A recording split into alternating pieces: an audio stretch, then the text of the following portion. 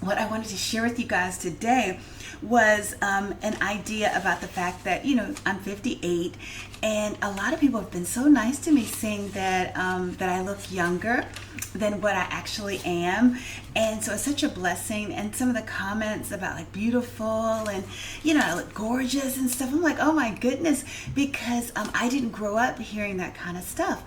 Very few people thought that I was beautiful or even cute when I was younger. So so late in life to have this be the case, it's just a glory be to God moment, and it's a blessing. And I'm also living the dream, because I had a cousin that once said, and she called me Callan, because that's what they call me in Georgia. I'm not Carolyn, I'm Callan.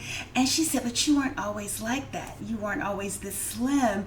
And I said, I know, right? That's why I'm living the dream. And right now at 58, I am living the dream. And so my desire is to help other women that might be, younger than 40, or who are 40, 50, and beyond, to, reach the goals that they've set for themselves, whether it be your weight, your hair, or how you look in general, or how you live your life. Anything that I can do to help, and that the Lord has blessed me and allowed me to achieve in an area, that's what I want to help women with, especially the Auntie Carolyn crowd, who, would like an older woman to reach back and share some of the lessons learned from a lifetime of making goofy mistakes. And that's another thing that I'm trying to do. But the topic that came to mind with some of the pictures that I've been posting in my 50s, and by the way, the best pictures that I've ever taken my entire life have been in my 50s. That's why I really can say with strong conviction that the best is yet to come. So you think you're doing something in your 20s, 30s, and 40s, but you ain't seen nothing yet. God has really good plans for you. And so I'm just here to help facilitate. But anyway, the topic, I digress, is 50 is the new 35.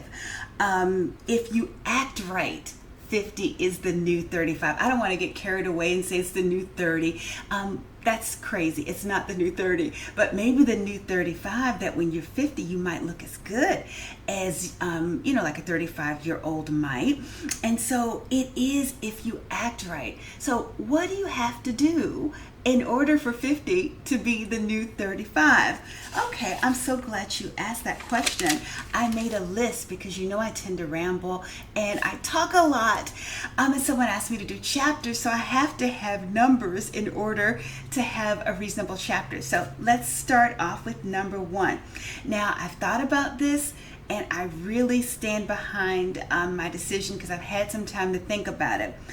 Don't get work done with, I want you to work with what you have, because I've contemplated years ago, getting some fat sucked out around the middle, or getting some fat put on my butt or whatever. I'm so glad I saw a certain rapper's wife who did that, and it made me so glad I left my little booty alone.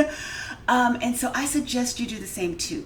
Don't get the fillers, don't do the Botox, leave your face alone, let it age normally. And then I'll tell you what you should do instead in a little bit regarding your face. But just body, liposuction, a tummy tuck, all that other stuff. I thought about a tummy tuck once. I just really wanted just a quick solution, to take care of things. What I realized is you don't want to mess up stuff, because even the little thing that they call where they freeze the fat, there was a famous model from the 90s. She did that, and she wound up with permanent damage, like scarring to her stomach, and she regrets doing it. And so I had thought about that too. I'm like, oh, if you could just freeze the fat, Sonobello and all that stuff, and just use sound. What if that stuff doesn't work right? What if you wind up worse off than you were before? Tara Reid from Sharknado, believe it or not, I actually like those goofy movies. Tara Reid, who was, I guess, Ian's wife in the movie The Lead Guy, his wife, the one who got her arm cut off, I guess it was eaten by a shark or something. nonsense. But anyway, Tara Reid, I think she had some work done in her stomach, and her stomach turned out horribly. And if she could undo that, I know that she would. So what's my suggestion? Instead of, getting work done, and someone asked me when I was in my 40s if I had work done, and I was so pleased to say, glory be to God, I didn't have any work done. But what did I do? And what should you do?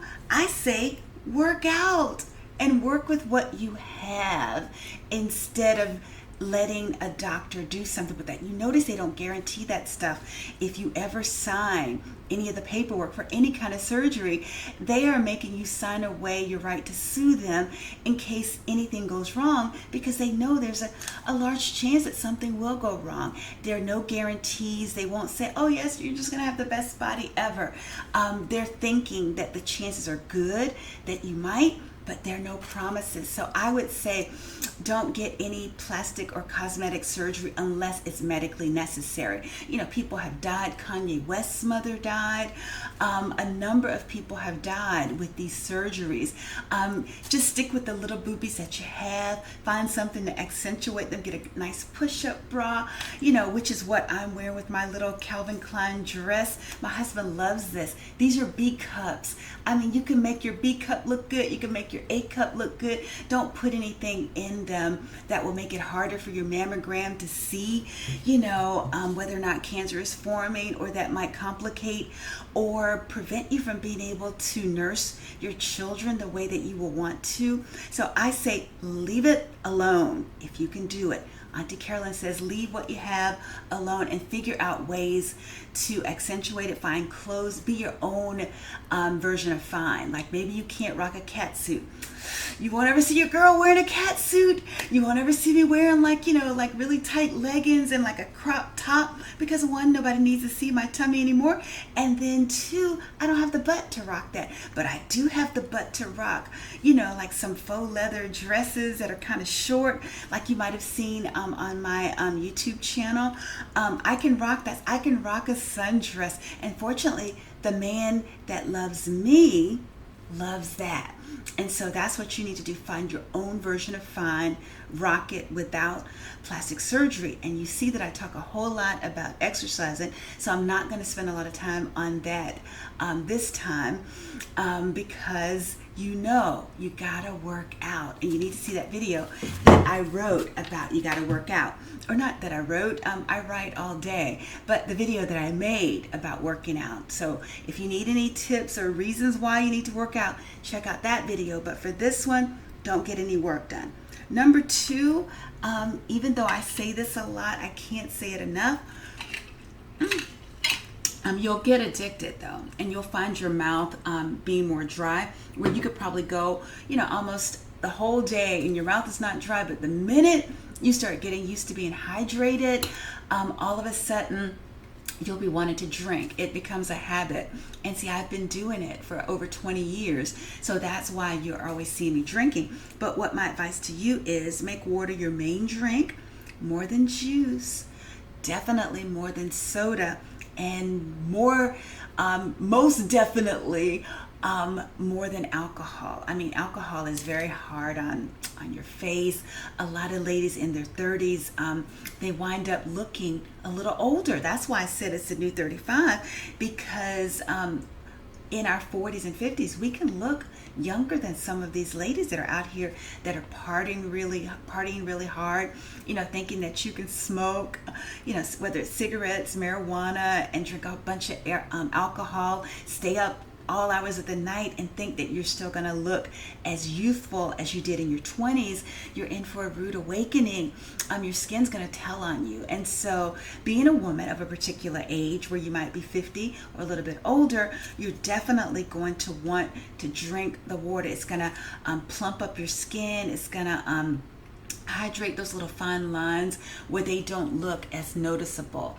Because I smile a lot, so I definitely have smile lines, but the water keeps your skin plumped up. It helps your neck slow down a little bit with the wrinkling. It helps your arms. I think that that's one of the reasons why I'm not having as much flab underneath my arm, or like where it's waving. It's some exercise, but it's also some water. So you definitely need to drink water. It's going to help with your metabolism. It's going to help, flush fat.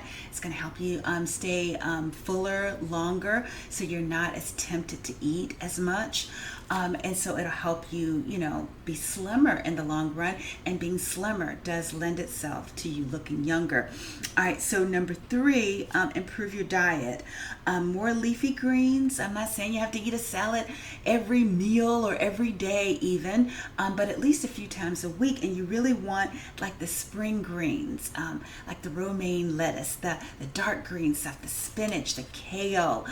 You want those nutrient dense green vegetables, not just that iceberg lettuce and we just throw a few carrots on it and dump a boatload of salad dressing. That's going to add to your bottom line as well as your middle, because it's a lot of wasted fat and calories. Usually if a sauce is white, like say mayonnaise, I hate mayonnaise. I always have it, not from just a fat or a weight perspective, but it just seems so greasy. And salad dressing, it has a lot of fat typically. So I'm talking about as many leafy greens. You'll see some of the meals that I show.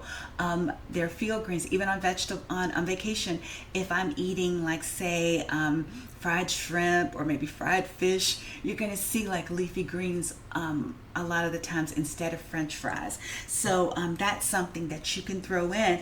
And then also you want less red meat. Try to scale that back a little bit. I think that's hard on your digestion. And so like your body doesn't have to work as hard to break it down. And I think that eases a lot of the things on your face as well. And so what else? Oh, and also slowly reduce your sugar intake. I love sugar just as much as the next person, but now that I'm 58, I'm not eating snacks during the week. So that's a huge reduction in sweets for me. And so if you can do this sooner and just cut it out just a little bit, and I don't mean like doing no sugar treats or aspartame, artificial sweetener type things. I'm not saying switch to those. I'm saying just gradually cut back. One thing that my husband and I did when I used to make coffee for him, he says I make the best coffee in the world. I used to put 2 heaping tablespoons of sugar in our coffee and, and put the cream in it. Now that we're 58, I do 1 spoon of sugar in the big cup. And to me, it tastes just as good, but we kind of gradually eased into that. So like even if you cut the sugar in half in a drink that you typically drink, and if that's an everyday thing, that adds up to weight loss at the end of the year. And then also like I used to drink sweet tea at night and take a big glass upstairs with some ice in it with a lot of sugar in it because I'm from Georgia and I grew up drinking sweet tea. Now I stopped doing that. I just drink water. And so just gradually cut the sugar because sugar is bad on your joints. Trust me, I have arthritis in my left knee as well as in my toes. I have what's called hallux rigidus, which is arthritis in my big toe. And so maybe if I hadn't eaten as much sugar when I didn't know any better, I might not have some of these issues. But then again, it's hereditary too. So it could still have been the case. But for you, I'd like you to just start tweaking the sugar where you can, as it makes sense. Maybe like cut your soda intake in half. Instead of eating or drinking like juice, drink water, and then that'll cut the sugar consumption down too, which again I think is going to be good for your face, just for everything in general, because sugar is not the best thing for you. But on the weekends, I definitely indulge. And then also take your supplements because it helps you to be healthier. It'll give you more energy. And, and if you're energized, you tend to look more youthful. And just to give you an idea, like now that I'm in menopause, I take the Women's Alive, this is the one I used to take, the Women's Energy when I was younger. I just wound up having some left over.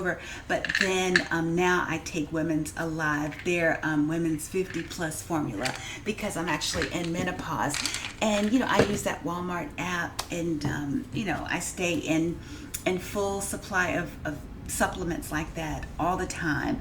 Also, vitamin D3 is something that I take as well, because I think that that helps boost your immune system, which could be, a game changer in terms of like chances of you getting cancer and other things like that.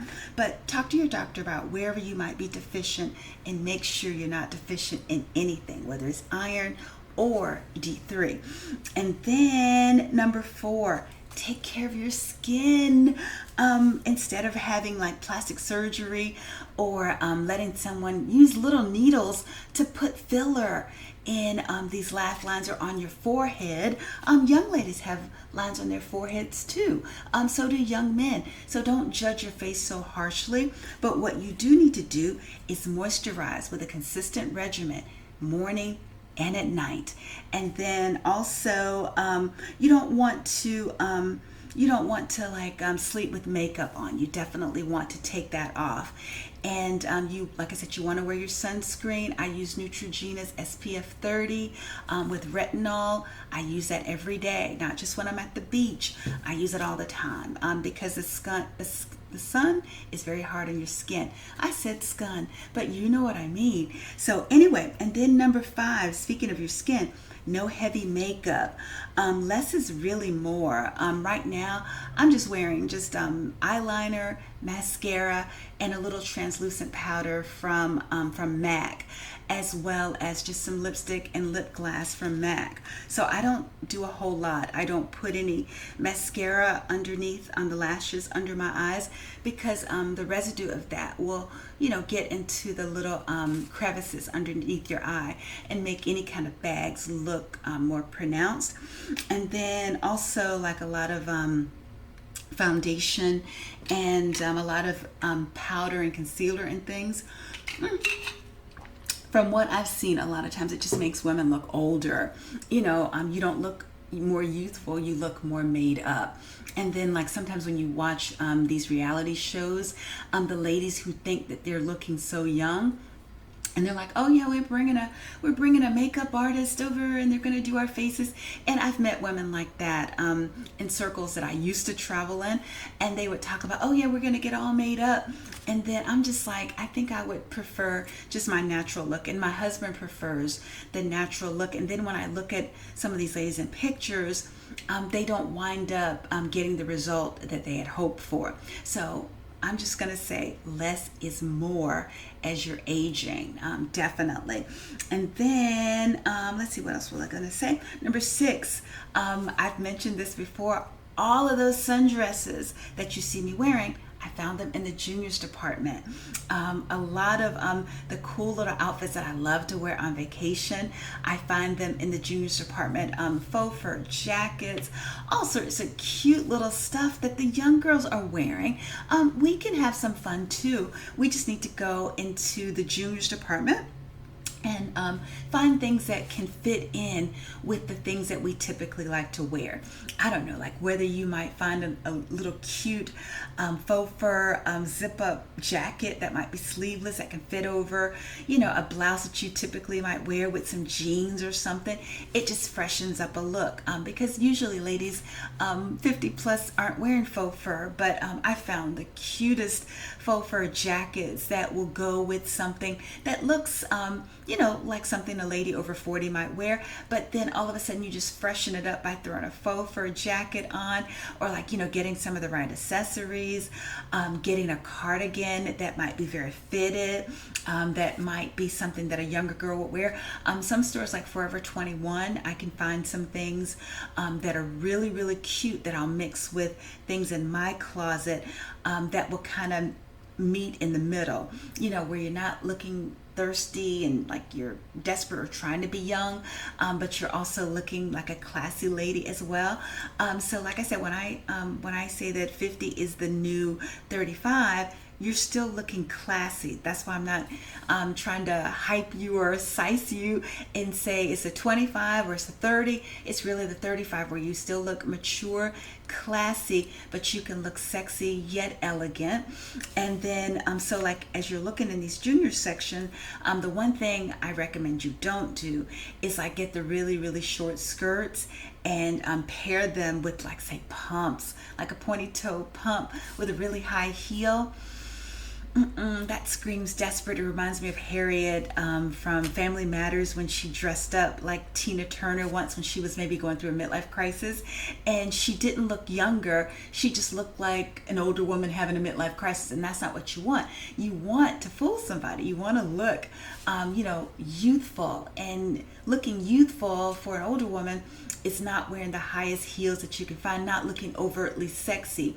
It's just looking fresher a little bit, like the younger girls. Like as an example, and I might post this on my channel, like say if you have some nice jeans that are from this time period that I usually find at Saks Fifth off Fifth, I might pair it with a bustier that I might have gotten from White House Black Market, and I'll put on a duster. Yeah, I'm definitely going to put this on my channel. And that type of thing, all of a sudden it's sexy, but yet it's elegant, and yet it's slim and flattering. And so I get compliments from older women, and I get compliments from younger women, like with younger women saying, where did you get this? I'm like, I got it from the juniors department.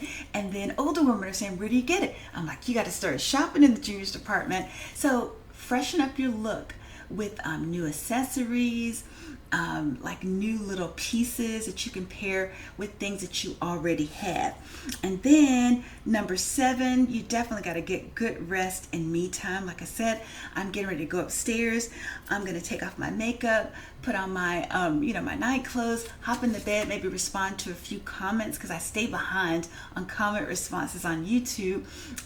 Do that. And a lot of times I wind up falling asleep because my body says, look, you woke up at 4:50. You need to go to sleep. So by 10:30, I'm usually like going, and then so I just like get myself and take myself to bed. Nothing is worth watching television or forcing myself to stay up.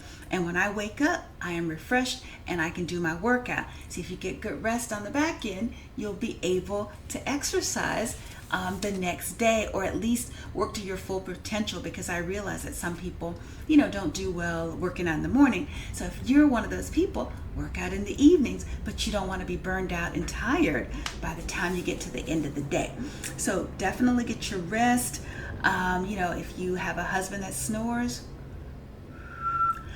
get you some earplugs. Mac, they make a good one at Walmart that might be helpful for you.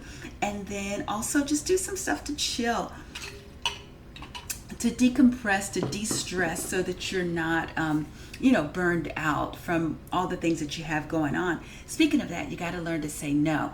You can't do everything. If you're trying to exercise, you're trying to do a good job at work, you're trying to take care of home, you have kids at home, you can't volunteer for every activity. If someone needs you to do, something at the church, maybe you can 1 or 2, days a week or something, but you can't do it all the time at the expense of your family. If something has to give, anything that's not your family, not taking care of your body, not paying your bills, you have to kind of prioritize things and know when to say when. I have a sister-in-law, she loves to say, I can't do everything. And as I aged, I realized, I'm like, she's right. I can't do everything. I can't say yes to every invitation. I can't do everything that other people want me to do. I have to really set boundaries and say, time out, I'm not going to do that. No, I need to stay home to do blah, blah, blah. Or no, I need to, I really would like to go see my son, something that brings me joy. Or I want to go see the other son this weekend and see that son the next weekend. I prioritize, and whatever is important to you is what you need to do. And then so number 9, now this is surprising, right? Take care of your feet. You can't be cute and youthful if you have a boatload of corns, if your feet hurt, and you're walking with a limp. So you need to find a podiatrist that you trust that can treat, plantar fasciitis, plantar fasciosis, whether you have a bunion, whether you have calluses, or as my mother used to say, child, I got to get that place off my foot. And I was like, what is she talking about? what place on her foot. I went to the podiatrist yesterday, and the receptionist, she said, well, what did you come for today? And I said, I need to get these calluses off my feet because I spend a lot of time on the treadmill. So I wind up with calluses underneath the bottoms of my feet. Praise the Lord, no corns, because if you notice, most of the shoes that I wear are either open toe, or like during the winter they'll be combat boots and there's a lot of space in them. So I don't wear shoes that put friction on my toes because I don't want hammer time. And my husband loves my feet, and I love my feet now that I'm corn free, but now the calluses, and I don't want to go on vacation with crusty feet. So I go, my doctor, he calls his office the Corn and Callus Palace. And so I'm like, I need a trip to the Corn and Callus Palace, hook me up, please. And so my husband's like, let me play with your feet. I'm like, he is a trained surgeon. He has a scalpel, and I don't want anyone to play with my feet. I want the calluses off, right? And so he's worked me or helped me to get through, like I said, plantar fasciitis, plantar fasciosis. He's helped me with a bunion. There were times where I thought I couldn't run because my heels were hurting, and he's like, oh, let me just make a sleeve for you. And he's like takes the insole of my shoe and he hooks it up, and the next thing you know, I went from walking 3.3 miles an hour to all of a sudden I could jog 5 miles an hour. So a good podiatrist, it's not quackery if you can find a good one. And even the overpriced orthotics that I find myself getting, it's really helped me to stay active. And so the more active you can stay, the less your feet hurt, the more youthful you look. You are not limping. Usually young women don't limp, or they have a healthy gait. They walk like nothing is hurting. If you take care of your feet, that will be you too. That's another way that the 50 can be the new 35. And speaking of that, you don't want to wear, don't think that you can only wear sneakers. As soon as we start wearing those sensible shoes all the time, you can wear them some of the time, but all the time, they say, oh, she's not young, she's older. So in the spirit of talking about not wearing sensible shoes all the time, when I go on vacation, these are the flip-flops I take, not the really flat ones. I have multiple pairs of these that I can swap out, because I don't know if who is it? Voltage, volatile, not voltage, but volatile, if they'll ever stop making them. So I just loaded up on them, and I got some in silver. So I'm going to take these with me on vacation to wear with some shorts that I might wear one day. And so these are the most comfortable shoes in the world. I didn't show you, but this is a foam that kind of fits to your feet, and those aren't worn as much, but these, there's a lot of give in this. And so when I had my knee issue last year on vacation, I was wearing those black ones because wearing sneakers, I was limping. But that's kind of a glide, and I didn't realize why I wasn't limping as much when I wore those. It's because the physical therapist was telling me that those are cheat shoes. You don't have to do heel toe. And when you wear sneakers, or you walk barefoot, you're doing heel toe, and heel toe caused me to limp. But those are shoes that help me to kind of glide. And most of the wedges and espadrilles that I wear, these are by UGG, if you can believe it. I don't wear the little flat Uggs because I wear a size 10. It'll look like I'm wearing a shoebox. So I don't wear those. And again, you don't want to fall into trends either. Just because a lot of young girls are wearing certain things, it doesn't mean that you need to wear them. But you just pick and choose what fits in with the style that you like to reflect. And then another one, just a wedge. These are so comfortable. I just found these, I think, at a Ross. They're by Nine West. And the sexiness is real. My husband, he loves these. And so I try to find things that are sensible yet sexy. They don't hurt my feet. They don't give me corns. Like these shoes, these Michael Kors, comfortable. it's almost like a wedge, is almost like a flat, but it takes a lot of, these are good for plantar fasciitis. I was surprised that my podiatrist actually said that this was a good shoe when I was suffering from plantar fasciitis, because it balances out your weight. Like if you had a pointy heel, a lot of weight is put on your heel. But when you have shoes like these, it kind of redistributes the weight along the base of the shoe. So I definitely want you to take care of your feet and take care of any situation that needs to be taken care of. So when you are at the beach or something, you pull your feet out and you're like, yeah, I don't have hammer time, like in the movie Boomerang, where Eddie Murphy would sneak away if the lady's feet didn't look so good.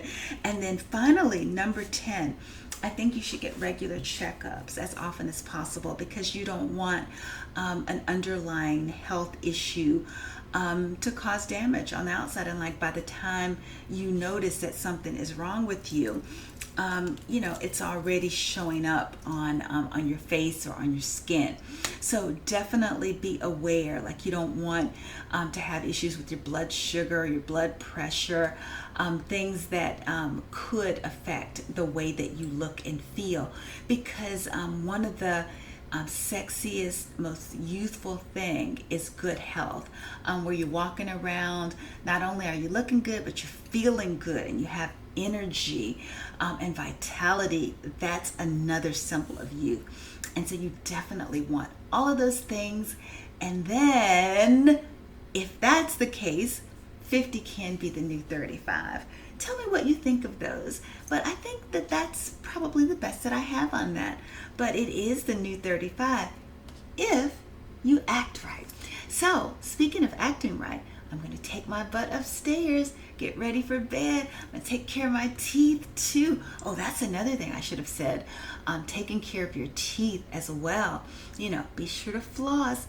Whether you floss before you brush or after, entirely up to you and your dentist, but just do it. And the teeth whitening rinses as well as toothpaste definitely help to improve as well. And then one of the next videos I'll do, as we were talking about like getting some pieces from the younger stores, I definitely will do a video about accessorizing your outfits, because I have a lot of things that I think could help spice up your wardrobe and definitely keep you looking more youthful. But until then, I hope you guys have a good one. Take care. Bye-bye.